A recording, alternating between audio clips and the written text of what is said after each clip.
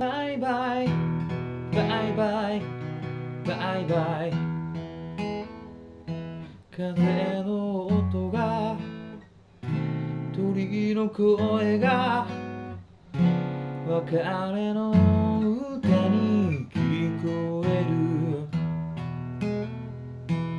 会いたい会えない会いたい。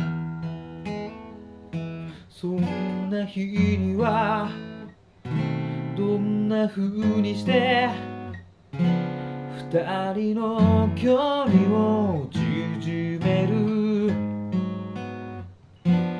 不安が心を占める。君は9月の朝に吹き荒れた通り雨叩きつけられて虹を見たんだ。そこで世界は変わった。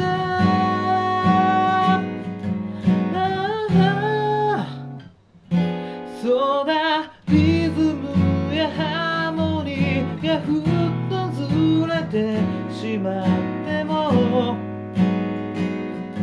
ゆっくり音を奏でよう。まだイントロも終わってない。